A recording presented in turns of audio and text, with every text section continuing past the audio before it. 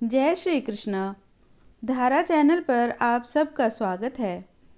यदि आप धारा चैनल पर नए हैं तो चैनल को सब्सक्राइब करें और बेल का आइकन प्रेस करें। इससे आपको आने वाली नई ज्ञानवर्धक वीडियो का नोटिफिकेशन मिलता रहेगा। हिंदू पंचांग के अनुसार कार्तिक माह के बाद मार्गशीर्ष माह की शुरुआत होती है, जो कि 9वां महीना माना गया है। पुराणों में इस माह की महिमा का वर्णन मिलता है। इसकी महिमा स्वयं श्री कृष्ण भगवान ने गीता में बताई है। गीता के 10वें अध्याय के 35वें श्लोक में भगवान श्री कृष्ण ने कहा है, बृहत् साम तथा साम नाम गायत्री छंद साम अहम मासा नाम मार्गशीर्ष अहम ऋतु नाम कुसुमाकरः। अर्थात गायन करने योग्य श्रुतियों में मैं बृहत् साम और छंदों में मैं गायत्री छंद हूँ, तथा महीनों में मार्गशीर्ष और ऋतुओं में मैं बसंत हूँ। मार्गशीर्ष माह में कीर्तन करने तथा शास्त्रों का पाठ करने से अमोघ फल की प्राप्ति होती है। मार्गशीर्ष माह में आज हम श्री कृष्ण को प्रिय मधुराष्टकम का पाठ और भागवत पुराण के पाठ का श्रवण करेंगे।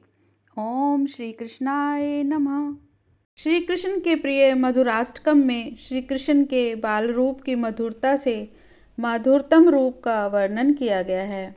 श्री कृष्ण के प्रत्येक अंग, गतिविधि और क्रियाकलाप सभी मधुर हैं और उनके संयोग से अन्य सजीव और निर्जीव वस्तुएं भी मधुरता को प्राप्त कर लेती हैं।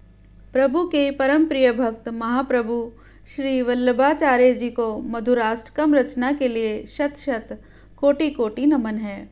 अधरम मधुरम वदनम मधुरम नयनम मधुरम हसितम मधुरम हृदयम मधुरम गमनम मधुरम मधुराधिपतिरखिलं मधुरम वचनं मधुरं चरितं मधुरं वसनं मधुरं वलितं मधुरं चलितं मधुरं भ्रमितं मधुरं मधुराधिपतेरखिलं मधुरं वेणुर्मधुरो रेणुर्मधुरा पाणिर्मधुरः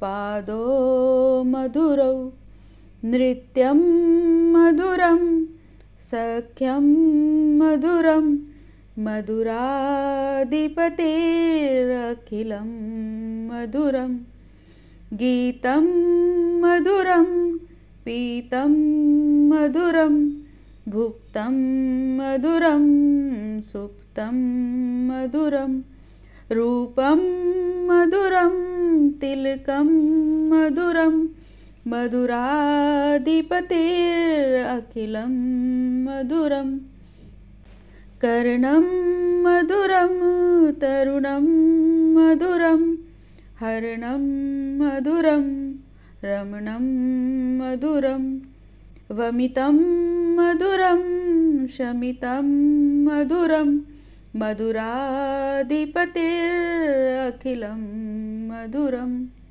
गुञ्जा मधुरा माला मधुरा यमुना मधुरा वीची मधुरा सलिलं मधुरं कमलं मधुरं मधुराधिपतेरखिलं मधुरं गोपी मधुरा लीला मधुरा युक्तं मधुरं मुक्तं मधुरं दृष्टं मधुरं सृष्टं मधुरं मधुराधिपतेरखिलं मधुरं गोपा मधुरा गावो मधुरा यष्टिर्मधुरा सृष्टिर्मधुरा दलितं मधुरं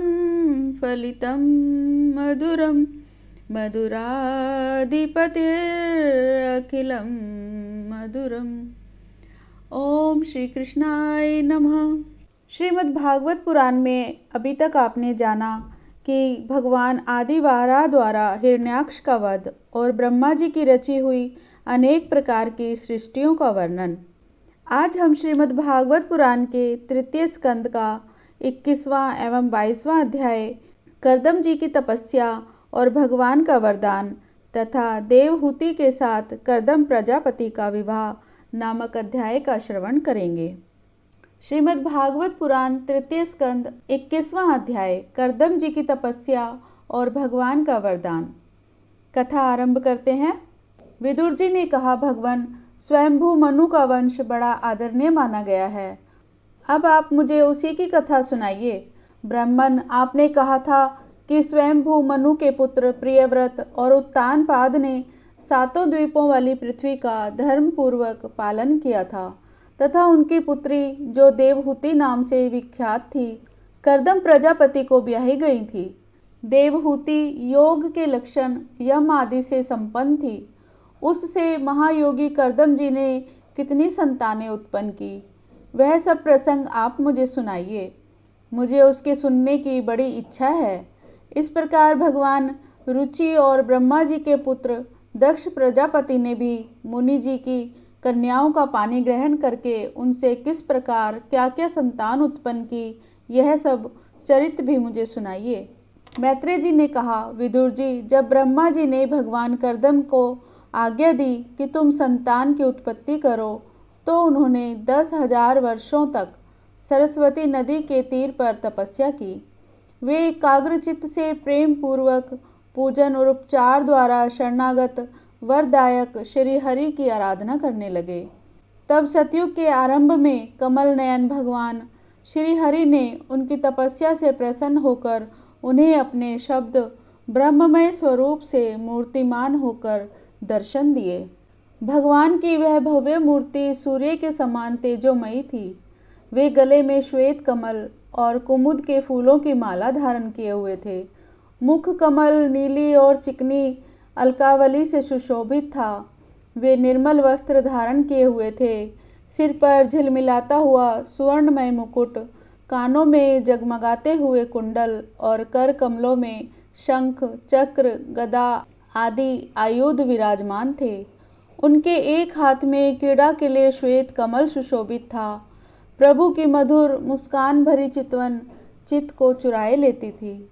उनके चरण कमल गरुड़ जी के कंधों पर विराजमान थे तथा वक्ष स्थल में श्री लक्ष्मी जी और कंठ में कौस्तुभ मणि सुशोभित थी। प्रभु की इस आकाश स्थित मनोहर मूर्ति का दर्शन करके कर्दम जी को बड़ा हर्ष हुआ, मानो उनकी सभी कामनाएं पूर्ण हो गई। उन्होंने सा आनंद हृदय से पृथ्वी पर सिर टेक कर भगवान को साष्टांग प्रणाम किया और फिर प्रेम प्रवण चित्त से हाथ जोड़कर सुमधुर वाणी से वे उनकी स्तुति करने लगे। कर्दम जी ने कहा, स्तुति करने योग्य परमेश्वर, आप संपूर्ण सत्वगुण के आधार हैं। योगी जन उत्तरोत्तर शुभ योनियों में जन्म लेकर अंत में योगस्थ होने पर आपके दर्शनों की इच्छा करते हैं। आज आपका वही दर्शन पाकर हमें नेत्रों का फल मिल गया।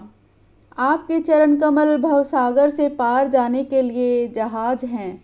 जिनकी बुद्धि आपकी माया से मारी गई है, वे ही उन तुच्छ क्षणिक विषय सुखों के लिए जो नरक में भी मिल सकते हैं, उन चरणों का आश्रय लेते हैं। किंतु स्वामी, आप तो उन्हें वे विषय भोग भी दे देते हैं। हे प्रभो, आप कल्प वृक्ष हैं। आपके चरण समस्त मनोरथों को पूर्ण करने वाले हैं। मेरा हृदय काम कलुषित है। मैं भी अपने अनुरूप स्वभाव वाली और ग्रस्त धर्म के पालन में सहायक शीलवती कन्या से विवाह करने के लिए आपके चरण कमलों की शरण में आया हूँ। हे सर्वेश्वर, आप संपूर्ण लोकों के अधिपति हैं। नाना प्रकार की कामनाओं में फंसा हुआ यह लोक आपकी वेदवाणी रूप डोरी में बंधा हुआ है। धर्म मूर्ति उसी का अनुगमन करता हुआ मैं भी काल रूप आपको आज्ञा पालन रूप पूजा उपहार आदि समर्पित करता हूँ। प्रभो, आपके भक्त विषय आसक्त लोगों और उन्हीं के मार्ग का अनुसरण करने वाले मुझ जैसे कर्म जड़ पशुओं को कुछ भी न गिनकर आपके चरणों की छत्र छाया का ही आश्रय लेते हैं तथा परस्पर आपके गुणगान रूप मादक सुधा का ही पान करके अपने शुद्धा पिपासादि देह धर्मों को शांत करते रहते हैं। हे प्रभो, यह काल का चक्र बड़ा प्रबल है। साक्षात ब्रह्मा ही इसके घूमने की धुरी हैं।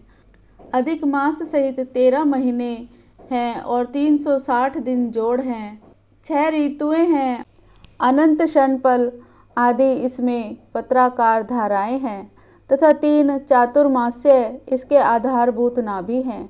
यह अत्यंत वेगवान संवत स्वरूप कालचक्र चराचर जगत की आयु का छेदन करता हुआ घूमता रहता है, किंतु आपके भक्तों की आयु का ह्रास नहीं कर सकता। भगवान, जिस प्रकार मकड़ी स्वयं ही जाले को फैलाती, उसकी रक्षा करती और अंत में उसे निगल जाती है, उसी प्रकार आप अकेले ही जगत की रचना करने के लिए अपने से अभिन्न अपनी योग माया को स्वीकार कर उससे अभिव्यक्त हुई अपनी सत्वादी शक्तियों द्वारा स्वयं ही इस जगत की रचना, पालन और संहार करते हैं। प्रभो, इस समय आपने हमें अपनी तुलसी माला मंडित माया से परिच्छिन्न सी दिखाई देने वाली सगुण मूर्ति से दर्शन दिया है। आप हम भक्तों को जो शब्द आदि विषय सुख प्रदान करते हैं, वे मायिक होने के कारण यद्यपि आपको पसंद नहीं हैं, तथापि परिणाम में हमारा शुभ करने के लिए वे हमें प्राप्त हों। नाथ, आप स्वरूप से निष्क्रिय होने पर भी माया के द्वारा सारे संसार का व्यवहार चलाने वाले हैं तथा थोड़ी सी उपासना करने वाले पर भी समस्त अभिलाषित वस्तुओं की वर्षा करते रहते हैं। आपके चरण कमल वंदनीय हैं। मैं आपको बार बार नमस्कार करता हूँ। मैत्रेय जी कहते हैं, भगवान की भौहें प्रणय मुस्कान भरी चितवन से चंचल हो रही थी। वे गरुड़ जी के कंधे पर विराजमान थे। जब कर्दम जी ने इस प्रकार निष्कपट भाव से उनकी स्तुति की, तब वे उनसे अमृतमयी वाणी से कहने लगे। श्री भगवान ने कहा, जिसके लिए तुमने आत्म संयम आदि के द्वारा मेरी आराधना की है, तुम्हारे हृदय के उस भाव को जानकर मैंने पहले से ही उसकी व्यवस्था कर दी है। प्रजापते, मेरी आराधना तो कभी भी निष्फल नहीं होती। फिर जिनका चित्त निरंतर एकांत रूप से मुझ में ही लगा रहता है, उन तुम जैसे महात्माओं के द्वारा की हुई उपासना का तो मैं और भी अधिक फल देता हूँ। प्रसिद्ध यशस्वी सम्राट स्वयंभू मनु ब्रह्मावर्त में रहकर 7 समुद्र वाली सारी पृथ्वी का शासन करते हैं। विप्रवर, वे परम धर्मज्ञ महाराज महारानी शतरूपा के साथ तुमसे मिलने के लिए परसों यहाँ आएंगे। उनकी एक रूप यौवन शील और गुणों से संपन्न श्याम लोचना कन्या इस समय विवाह के योग्य है। प्रजापते, तुम सर्वथा उसके योग्य हो, इसलिए वे तुम्ही को वह कन्या अर्पण करेंगे। ब्रह्मन गत अनेकों वर्षों से तुम्हारा चित्त जैसी भार्या के लिए समाहित रहा है, अब शीघ्र ही वह राजकन्या तुम्हारी वैसी ही पत्नी होकर यथेष्ट सेवा करेगी।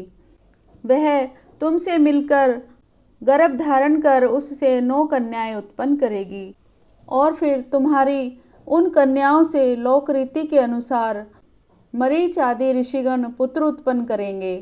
तुम भी मेरी आज्ञा का अच्छी तरह पालन करने से शुद्ध चित्त हो, फिर अपने सब कर्मों का फल मुझे अर्पण कर मुझको ही प्राप्त हो जाओगे।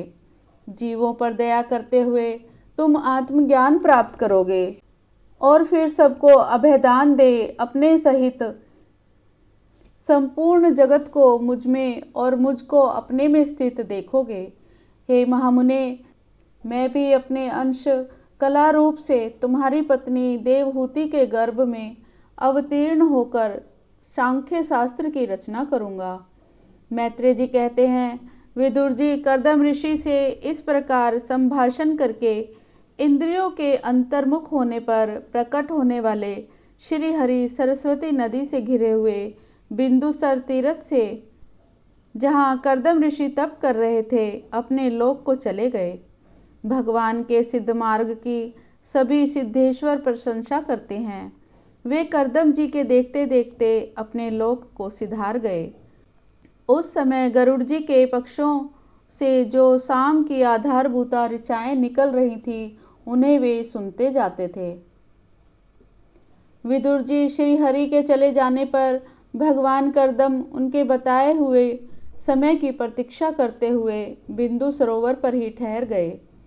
वीरवर इधर मुनि जी भी महारानी शतरूपा के साथ सुवर्ण जटित रथ पर सवार होकर तथा उस पर अपनी कन्या को भी बैठाकर पृथ्वी पर विचरते हुए जो दिन भगवान ने बताया था, उसी दिन शांति परायण महर्षि कर्दम के उस आश्रम पर पहुँचे। सरस्वती के जल से भरा हुआ यह बिंदु सरोवर वह स्थान है जहाँ अपने शरणागत भक्त कर्दम के प्रति उत्पन्न हुई अत्यंत करुणा के वशीभूत हुए भगवान के नेत्रों से आंसुओं की बूंदें गिरी थी। यह तीर्थ बड़ा पवित्र है। इसका जल कल्याणमय और अमृत के समान मधुर है तथा महर्षिगण सदा इसका सेवन करते हैं। उस समय बिंदु सरोवर पवित्र वृक्ष लताओं से घिरा हुआ था, जिनमें तरह तरह की बोली बोलने वाले पवित्र मृग और पक्षी रहते थे। वह स्थान सभी ऋतुओं के फल और फूलों से संपन्न था और सुंदर वन श्रेणी भी उसकी शोभा बढ़ाती थी। वहाँ झुंड के झुंड मतवाले पक्षी चहक रहे थे, मतवाले भौरे मंडरा रहे थे, उन्मत्त मयूर अपने पंख फैला फैलाकर नट की भांति नृत्य कर रहे थे और मतवाली कोयल कुहू कुहू करके मानो एक दूसरे को बुला रही थी। वह आश्रम कदम, चंपक, अशोक, करंज, बकुल, असन, कुंद, मंदार, कुटज और नए नए आम के वृक्षों से अलंकृत थे। वहाँ जलकाग, बत्तख आदि जल पर तैरने वाले पक्षी, हंस, कुरर, जलमुर्ग, सारस और चकोर मधुर स्वर से कलरव कर रहे थे। हिरन, सुअर, स्याही, नीलगाय, हाथी, लंगूर, सिंह, वानर, नेवले और कस्तूरी मृग आदि पशुओं से भी वह आश्रम घिरा हुआ था। आदिराज महाराज मनु ने उस उत्तम तीर्थ में कन्या के सहित पहुंचकर देखा कि मुनिवर कर्दम अग्निहोत्र से निवृत्त होकर बैठे हुए हैं। बहुत दिनों तक उग्र तपस्या करने के कारण वे शरीर से बड़े तेजस्वी दिख पड़ते थे तथा भगवान के स्नेहपूर्ण चितवन के दर्शन और उनके उच्चारण किए हुए कर्णामृत रूप सुमधुर वचनों को सुनने से इतने दिनों तक तपस्या करने पर भी वे विशेष दुर्बल नहीं जान पड़ते थे। उनका शरीर लंबा था, नेत्र कमल दल के समान विशाल और मनोहर थे, सिर पर जटाएं सुशोभित थीं और कमर में चीर वस्त्र थे। वे निकट से देखने पर बिना सान पर चढ़ी हुई महामूल्य मणि के समान मलिन जान पड़ते थे। महाराज स्वयंभू मनु को अपनी कुटी में आकर प्रणाम करते देख उन्होंने उन्हें आशीर्वाद से प्रसन्न किया और यथोचित आतिथ्य की रीति से उनका स्वागत सत्कार किया। जब मनु जी उनकी पूजा ग्रहण कर स्वस्थ चित्त से आसन पर बैठ गए, तब मुनिवर कर्दम ने भगवान की आज्ञा का स्मरण कर उन्हें मधुर वाणी से प्रसन्न करते हुए इस प्रकार कहा। देव, आप भगवान विष्णु की पालन शक्ति रूप हैं, इसलिए आपका घूमना फिरना निसंदेह सज्जनों की रक्षा और दुष्टों के संहार के लिए ही होता है। आप साक्षात विशुद्ध विष्णु रूप हैं तथा भिन्न भिन्न कार्यों के लिए सूर्य, चंद्र, अग्नि, इंद्र, वायु, यम, धर्म और वरुण आदि रूप धारण करते हैं। आपको नमस्कार है। आप मणियों से जड़े हुए जयदायक रथ पर सवार हो, अपने प्रचंड धनुष की टंकार करते हुए उस रथ की घरघराहट से ही पापियों को भयभीत कर देते हैं और अपनी सेना के चरणों से रोंदे हुए भूमंडल को कँपाते हुए अपनी उस विशाल सेना को साथ लेकर पृथ्वी पर सूर्य के समान विचरते हैं। यदि आप ऐसा ना करें तो चोर, डाकू भगवान की बनाई हुई वर्ण आश्रम धर्म की मर्यादा को तत्काल नष्ट कर दें तथा विषय लोलुप निरंकुश मानवों द्वारा सर्वत्र अधर्म फैल जाए। यदि आप संसार की ओर से निश्चिंत हो जाएं, तो यह लोक दुराचारियों के पंजे में पड़कर नष्ट हो जाए। तो भी वीरवर, मैं आपसे पूछता हूँ कि इस समय यहाँ आपका आगमन किस प्रयोजन से हुआ है? मेरे लिए जो आज्ञा होगी उसे मैं निष्कपट भाव से सहर्ष स्वीकार करूँगा। इस प्रकार यह अध्याय यहीं समाप्त हुआ। 22वां अध्याय देवहूति के साथ कर्दम प्रजापति का विवाह। मैत्रेय जी कहते हैं, विदुर जी, इस प्रकार जब कर्दम जी ने मुनि जी के संपूर्ण गुणों और कर्मों की श्रेष्ठता का वर्णन किया तो उन्होंने उन निवृत्ति परायण मुनि से कुछ सुकुचाहट के साथ पूछा। मुनि ने कहा, मुने, वेद मूर्ति भगवान ब्रह्मा ने अपने वेदमय विग्रह की रक्षा करने के लिए तप, विद्या और योग से संपन्न तथा विषयों में अनासक्त आप ब्राह्मणों को अपने मुख से प्रकट किया है, और फिर उन सहस्त्र चरणों वाले विराट पुरुष ने आप लोगों की रक्षा के लिए ही अपनी सहस्त्रों भुजाओं से हम क्षत्रियों को उत्पन्न किया है। इस प्रकार ब्राह्मण उनके हृदय और क्षत्रिय शरीर कहलाते हैं। अतः एक ही शरीर से संबंध होने के कारण अपनी अपनी और एक दूसरे की रक्षा करने वाले उन ब्राह्मण और क्षत्रियों की वास्तव में श्री हरि ही रक्षा करते हैं, जो समस्त कार्य कारण रूप होकर भी वास्तव में निर्विकार हैं। आपके दर्शन मात्र से ही मेरे सारे संदेह दूर हो गए, क्योंकि आपने मेरी प्रशंसा करके स्वयं ही प्रजा पालन की इच्छा वाले राजा के धर्मों का बड़ा प्रेम से निरूपण किया है। आपका दर्शन बहुत दुर्लभ है। मेरा बड़ा भाग्य है जो मुझे आपका दर्शन हुआ और मैं आपके चरणों की मंगलमयी रज अपने सिर पर रख सका। मेरे भाग्य उदय से ही राजधर्मों की शिक्षा देकर मुझ पर महान अनुग्रह किया है, और मैंने भी शुभ प्रारब्ध का उदय होने से ही आपकी पवित्र वाणी कान खोलकर सुनी है। मुने, इस कन्या के स्नेहवश मेरा चित्त बहुत चिंताग्रस्त हो रहा है, अतः मुझ दीन की यह प्रार्थना आप कृपा पूर्वक सुने। यह मेरी कन्या, जो प्रियव्रत और उत्तानपाद की बहन है, अवस्था, शील और गुण आदि में अपने योग्य पति को पाने की इच्छा रखती है। जब से इसने नारद जी के मुख से आपके शील, विद्या, रूप, आयु और गुणों का वर्णन सुना है, तभी से यह आपको अपना पति बनाने का निश्चय कर चुकी है। द्विजवर, मैं बड़ी श्रद्धा से आपको यह कन्या समर्पित करता हूँ। आप इसे स्वीकार कीजिए। यह गृहस्थोचित कार्यों के लिए सब प्रकार आपके योग्य है। जो भोग स्वतः प्राप्त हो जाए उसकी अवहेलना करना विरक्त पुरुषों को भी उचित नहीं है। फिर विषय आसक्त की तो बात ही क्या है। जो पुरुष स्वयं प्राप्त हुए भोग का निरादर कर फिर किसी कृपण के आगे हाथ पसारता है, उसका बहुत फैला हुआ यश भी नष्ट हो जाता है और दूसरों के तिरस्कार से मान भंग भी होता है। विद्वन, मैंने सुना है आप विवाह करने के लिए उद्यत हैं। आपका ब्रह्मचार्य एक सीमा तक है। आप नैष्ठिक ब्रह्मचारी तो हैं नहीं, इसलिए अब आप इस कन्या को स्वीकार कीजिए। मैं इसे आपको अर्पित करता हूँ। श्री कर्दम मुनि ने कहा, ठीक है, मैं विवाह करना चाहता हूँ। इसलिए हम दोनों का सर्वश्रेष्ठ विधि से विवाह होना उचित ही होगा। राजन, वेदोक्त विवाह विधि में प्रसिद्ध जो वेदोक्त और मंत्रों द्वारा हुआ हमारा विवाह संबंध सफल होगा। भला जो अपनी अंग कांति से आभूषण आदि की शोभा को भी तिरस्कृत कर रही हैं, आपकी उस कन्या का कौन आदर ना करेगा। एक बार यह अपने महल की छत पर गेंद खेल रही थी। गेंद के पीछे इधर उधर दौड़ने के कारण इनके नेत्र चंचल हो रहे थे, तथा पैरों के पाजे मधुर झनकार करते जाते थे। उस समय इसे देखकर विश्वावसु गंधर्व मोहवश अचेत होकर अपने विमान से गिर पड़ा था। वही इस समय यहाँ स्वयं आकर प्रार्थना कर रही है। ऐसी अवस्था में कौन समझदार पुरुष इसे स्वीकार ना करेगा। यह तो साक्षात आप महाराज श्री स्वयंभू मनु की दुलारी कन्या और उत्तानपाद की प्यारी बहन है तथा यह रमणियों के रतन के समान है।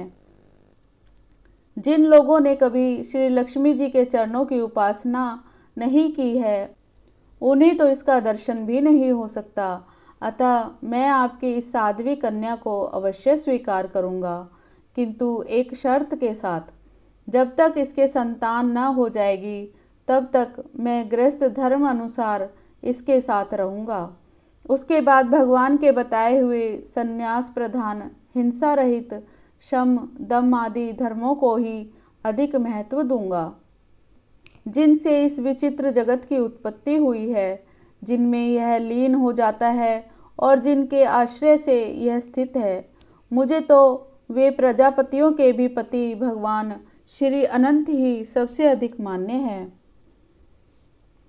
मैत्रेय जी कहते हैं, प्रचंड धनुर्धर विदुर कर्दम जी केवल इतना ही कह सके। फिर वे हृदय में भगवान कमलनाभ का ध्यान करते हुए मौन हो गए। उस समय उनके मंद हास्ययुक्त मुख कमल को देखकर देवहूति का चित्त लुभा गया। मनु जी ने देखा कि इस संबंध में महारानी शत्रुपा और राजकुमारी की स्पष्ट अनुमति है। अतः उन्होंने अनेक गुणों से संपन्न कर्दम जी को उन्हीं के समान गुणवती कन्या का प्रसन्नतापूर्वक दान कर दिया। महारानी शत्रुपा ने भी बेटी और दामाद को बड़े प्रेम पूर्वक बहुत से बहुमूल्य वस्त्र और आभूषण तथा गृहस्थ उचित पात्र आदि दहेज में दिए। इस प्रकार सुयोग्य वर को अपनी कन्या देकर महाराज मनु निश्चिंत हो गए। चलती बार उनका वियोग न सह सकने के कारण उन्होंने उत्कंठावश अपनी पुत्री को अपनी छाती से चिपटा लिया और बेटी बेटी कहकर रोने लगे। उनकी आंखों से आंसुओं की झड़ी लग गई और उनसे उन्होंने देवहूति के सिर के बाल भिगो दिए। फिर वे मुनिवर कर्दम से पूछकर उनकी आज्ञा ले रानी के सहित रथ पर सवार हुए और अपने सेवकों सहित ऋषिकुल सेवित सरस्वती नदी के दोनों तीरों पर मुनियों के आश्रमों की शोभा देखते हुए अपनी राजधानी में चले आए।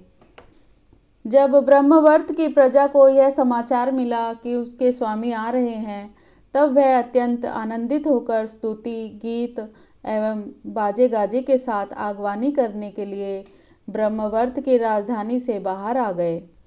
सब प्रकार की संपदाओं से युक्त बरहस्पति नगरी मनु जी की राजधानी थी, जहाँ पृथ्वी को रसातल से ले आने के पश्चात शरीर कंपाते समय श्री वराह भगवान के रोम झड़कर गिरे थे। वे रोम ही निरंतर हरे भरे रहने वाले कुश और कास हुए, जिनके द्वारा मुनियों ने यज्ञ में विघ्न डालने वाले दैत्यों का तिरस्कार कर भगवान यज्ञ पुरुष की यज्ञों द्वारा आराधना की। महाराज मनु ने भी श्री वाराह भगवान से भूमि रूप निवास स्थान प्राप्त होने पर इसी स्थान में कुश और कास की चटाई बिछाकर श्री यज्ञ भगवान की पूजा की थी। जिस पुरी में मनु जी निवास करते थे उसमें पहुंचकर उन्होंने अपने त्रितापनाशक भवन में प्रवेश किया। वहां अपनी भार्या और संतति के सहित वे धर्म अर्थ और मोक्ष के अनुकूल भोगों को भोगने लगे। प्रातःकाल होने पर गंधर्वगण अपनी स्त्रियों के सहित उनका गुणगान करते थे, किंतु मनु जी उसमें आसक्त न होकर प्रेम पूर्ण हृदय से श्री हरि की कथाएं ही सुना करते थे। वे इच्छा अनुसार भोगों का निर्माण करने में कुशल थे, किंतु मननशील और भगवत परायण होने के कारण भोग उन्हें किंचित भी विचलित नहीं कर पाते थे। भगवान विष्णु की कथाओं का श्रवण ध्यान रचना और निरूपण करते रहने के कारण उनके मनवंतर को व्यतीत करने वाले क्षण कभी व्यर्थ नहीं जाते थे। इस प्रकार अपनी जागृत आदि तीनों अवस्थाओं अथवा तीनों गुणों को अभिभूत करके उन्होंने भगवान वासुदेव के कथा प्रसंग में अपने मनवंतर के 71 चतुर्युग पूरे कर दिए। व्यास नंदन विदुर जी, जो पुरुष श्री हरि के आश्रित रहता है उसे शारीरिक, मानसिक, दैविक, मानुषिक अथवा भौतिक दुख किस प्रकार कष्ट पहुंचा सकते हैं। मनु जी निरंतर समस्त प्राणियों के हित में लगे रहते थे। मुनियों के पूछने पर उन्होंने मनुष्यों के तथा समस्त वर्ण और आश्रमों के अनेक प्रकार के मंगलमय धर्मों का वर्णन किया, जो मनु संहिता के रूप में अब भी उपलब्ध है। जगत के सर्वप्रथम सम्राट महाराज मनु वास्तव में कीर्तन के योग्य थे। यह मैंने उनके अद्भुत चरित्र का वर्णन किया। अब उनकी कन्या देवहूति का प्रभाव सुनो। इस प्रकार यह अध्याय यहीं समाप्त हुआ। ओम श्री कृष्णाय नमः। कथा अभी जारी है।